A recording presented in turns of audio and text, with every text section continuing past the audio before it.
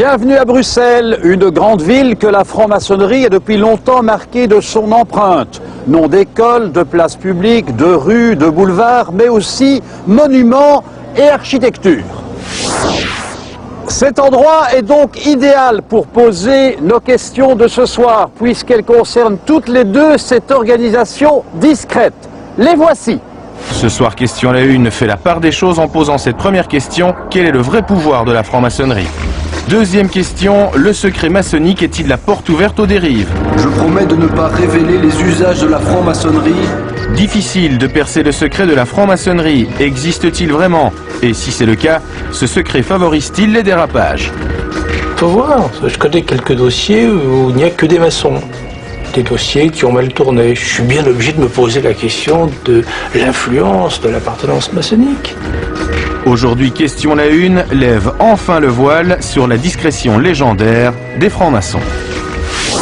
Depuis l'indépendance de la Belgique en 1830, Bruxelles a connu 18 bourgmestres. Ils sont tous statufiés ici à l'hôtel de ville. Sur ces 18 bourgmestres, seuls 6 n'étaient pas francs-maçons. Le culte du secret des maçons suscite forcément bien des fantasmes, s'ils se reconnaissent entre eux. Par contre, le monde profane, comme ils disent, ignore qu'ils en sont, sauf si à titre personnel, ils n'en font pas mystère. Des maçons, il y en a en politique, bien sûr, dans l'administration, dans la culture, etc., etc. Bref, il y en a partout. Il est donc normal que l'on s'interroge sur le rôle des loges dans la société. C'est pourquoi Sylvie Duquesnoy et Serge Reussing posent cette question. Quel est le vrai pouvoir de la franc-maçonnerie ?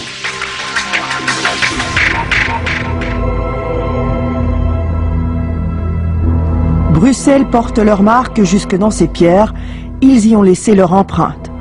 On retrouve leurs symboles sur ses façades, et même si ce n'est pas toujours leur œuvre, dans ces espaces publics. Des rues leur sont dédiées, des monuments ont été édifiés à ces francs-maçons qui ont dirigé et façonné la capitale. La Belgique compte environ 25 000 francs-maçons. Cela fait de notre pays l'un des pays d'Europe où la franc-maçonnerie est la plus vigoureuse.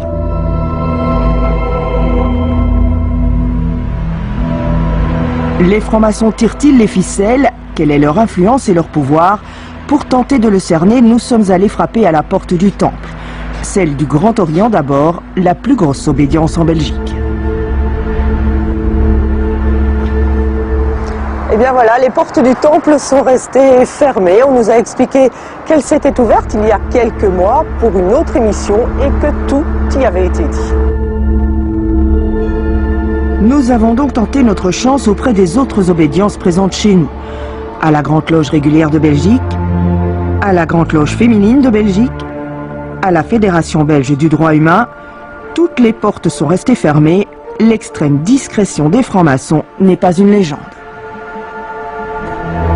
Une seule finalement, la Grande Loge de Belgique s'est ouverte à nous. En nombre de membres, c'est en Belgique la deuxième obédience.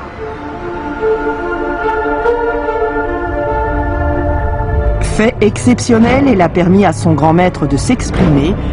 Avant toute chose, donc, petite initiation. La franc-maçonnerie est une association d'hommes libres qui, par une démarche initiatique, en utilisant des symboles et des rituels, essaie de se perfectionner pour devenir un homme plus perfectionné et perfectionner ainsi l'humanité. Dans leur loge, c'est un peu comme une conférence. Ils écoutent l'un d'eux leur parler de l'origine de l'ambiguïté de symboles maçonniques ou de la conséquence du réchauffement climatique. Ce qui se passe ici, comment se déroule leur réunion, vous ne le verrez pas. Aucune loge n'autorise qu'on filme ces travaux. Et ce qui se dit dans le temple n'en sort pas, les maçons en font le serment.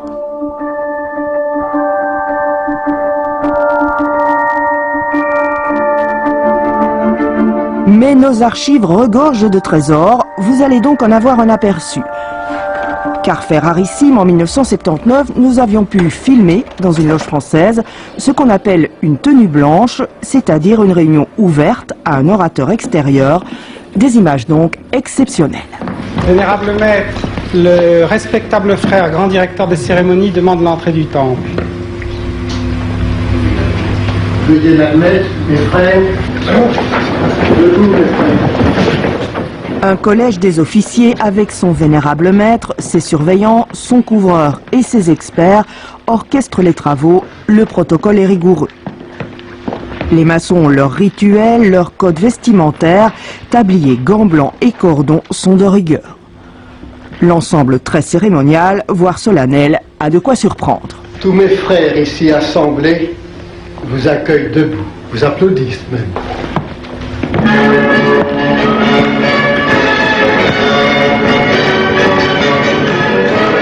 Bien qu'ils aient ouvert leurs portes à notre caméra, les francs-maçons n'aiment pas les projecteurs. Beaucoup préfèrent ne pas se dévoiler. Au nom de la fraternité, il leur est en tout cas interdit de dévoiler leurs frères. Le mythe de la maçonnerie, c'est celui de son influence, parce qu'elle est une société discrète. Est-ce à dire pour autant que la franc-maçonnerie s'arrête aux portes du temple, qu'elle ne joue aucun rôle, n'a vraiment aucune influence sur la société? Cela, on a tout de même du mal à le croire. Les maçons sont d'ailleurs les premiers à mettre en avant ceux d'entre eux qui sont devenus célèbres et ce qu'on leur doit.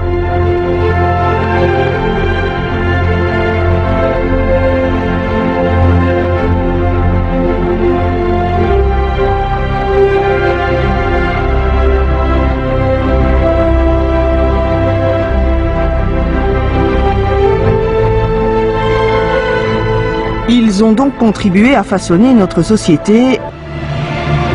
Seule loi de l'histoire non signée par le roi, la loi sur la dépénalisation de l'avortement a été qualifiée de loi franc-maçonne, même si la maçonnerie s'en défend. Une fois que des mesures de ce type sont préconisées, elles sont présentées nécessairement comme étant le résultat d'un complot maçon. L'avortement, loi franc-maçonne, une interprétation tronquée de la réalité, reste que Roger Lallemand, auteur de la loi, est bien franc-maçon. Quand je suis arrivé ici il y a plus de 30 ans, 31 ans, c'était déjà une des choses qui à l'époque, jeune débutant, m'avait frappé. Il y avait ceux, me disait-on, qui fréquentent le temple local, le temple maçonnique, la loge, et puis il y a ceux qui vont à la cathédrale. J'ai connu mon prédécesseur, Père à ses cendres, était notoirement franc-maçon, mais sans le qui est sur tous les toits, mais il n'en faisait pas mystère. J'ai à un moment donné, lorsque j'étais président du tribunal de première instance, été le seul des 3 présidents de tribunaux à ne pas être franc-maçon. Est-ce que dans la justice, pour devenir magistrat, c'est important ou pas d'être franc-maçon? Tout ce que je peux vous dire, c'est qu'on a vécu ces 12-15 dernières années un changement de système de nomination de magistrats. On est passé d'un système entièrement politique, politisé, particratique, à l'excès. On est passé de ce système-là à un système dit dépolitisé qui passe aujourd'hui par le Conseil supérieur de la justice. Et ce que j'entends, mais ce n'est pas isolé, c'est de plus en plus fréquemment, c'est un certain nombre de doléances disant on n'a pas la maîtrise des tenants et aboutissants de ce qui se passe. Il y a des éléments dans la prise de décision qui nous échappent. Et il semble à certains que ce qui échappe, le maillon de la chaîne qui manque, pourrait être de cet ordre-là. C'est-à-dire qu'on n'avait pas non plus la bonne carte politique au bon moment, mais la bonne obédience philosophique au bon moment. Et je trouve que si c'est vraiment le cas, on a quelque part perdu au change. Qu'est-ce que, pour moi, l'influence chrétienne ou franc-maçonne dans mon métier? C'est l'influence qui n'est pas démocratique, parce qu'elle n'est pas contrôlée, de tendances, de personnes qui se sont mises d'accord, à la limite comploteurs, et qui essayent de faire tourner, d'infléchir le sens d'une décision parce que le mouvement, l'obédience, a décidé que. Ma conception de l'avocat, c'est que nous devons être totalement indépendants de ces pouvoirs. Et que je ne peux pas imaginer un archevêque dans mon bureau me dicter ce que j'ai à faire, ni le grand maître de la loge. Alors, ils vont évidemment jurer le grand Dieu, toujours son jugement, que manifestement, il ne dicte pas.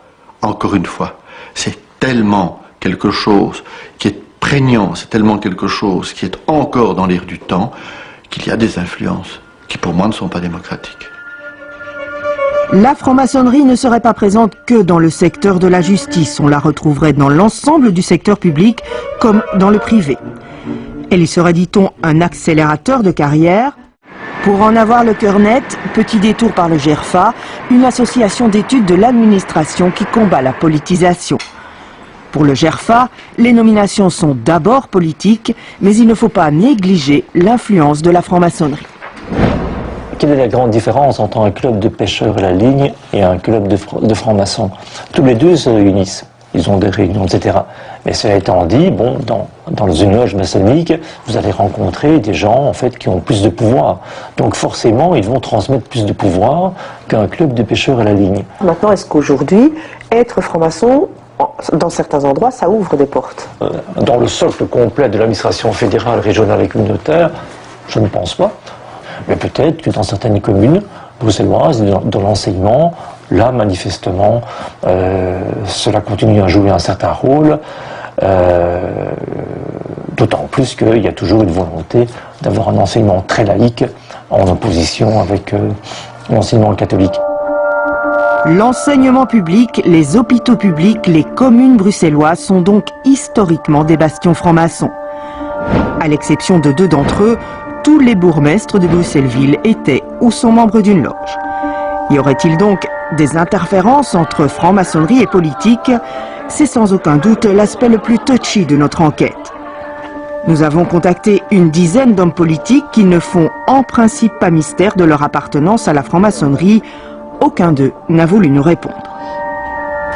Seul Hervé Asquin, ancien ministre, a accepté d'évoquer ces liens entre politique et franc-maçonnerie, mais en prenant bien soin d'enregistrer nos propos.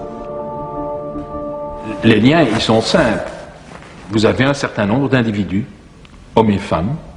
Il se fait qu'ils font de la politique et il se fait que certains d'entre eux appartiennent à des loges maçonniques. Point final. Point final, peut-être un peu vite dit.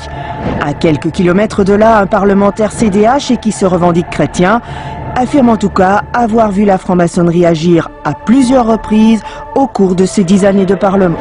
Je l'ai vu clairement dans les débats qui ont eu lieu à propos de la fin de vie et donc de l'euthanasie. Ça, c'était très clair. En quoi c'était clair? C'était clair qu'il y avait manifestement une espèce de mot d'ordre qui avait été donné à ceux qui étaient proches de la franc-maçonnerie de tenir une ligne.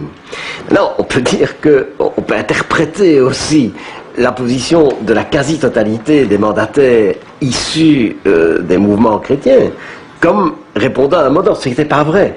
Ça veut dire quand la franc-maçonnerie prétend qu'elle ne fait pas de politique. Mais elle doit faire de la politique. Elle est dans une société. Elle a des positions par rapport au fonctionnement de la société, à son avenir. Elle se livre, ce qui est tout à fait normal, à une réflexion sur l'organisation de la société. Eh bien, qu'est-ce que c'est ça? Sinon des positions politiques. Et il est assez légitime qu'elle souhaite que ces positions politiques soient relayées par un certain nombre de mandataires.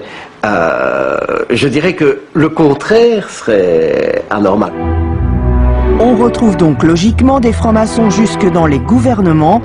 À propos de celui-ci, le gouvernement Verhofstadt 1, on a même carrément dit que c'était un gouvernement franc-maçon. Je dirais qu'il y a eu une alliance, non pas maçonnique, mais maçonnico-laïque peut-être, en tout cas laïque à coup sûr, pour parvenir à éjecter les socio-chrétiens du gouvernement. Et les francs-maçons de ce gouvernement, ils étaient nombreux? Alors je n'ai pas fait le décompte exact. Je pense qu'une moitié des membres de ce gouvernement devaient être maçons. Et qu'en est-il au Parlement? Dans les travées de la Chambre et du Sénat, les francs-maçons y sont-ils nombreux? Devant la frilosité, c'est peu dire, des parlementaires francs-maçons à nous accorder une interview, nous avons tout de même osé une estimation avec un parlementaire CDH. Je pense, sans beaucoup me tromper, qu'au sein du Parti socialiste, comme au sein du Parti libéral, il doit y avoir environ 50% des membres actifs, donc des parlementaires, qui sont membres de la franc-maçonnerie. Il y a même une fraternelle des parlementaires en Belgique. En marge de la franc-maçonnerie, les fraternelles regroupent des frères qui exercent la même profession ou partagent les mêmes centres d'intérêt. Je ne pense pas que l'alliance maçonnique soit plus forte que les alliances politiques. Je pense que le politique est plus fort que le maçonnique. La primauté du politique, tout le monde en convient, mais alors pourquoi y a-t-il autant de francs-maçons parmi les hommes politiques? Que viennent-ils chercher en loge? On s'interroge, d'autant plus qu'ils n'y brillent apparemment pas par leur assiduité.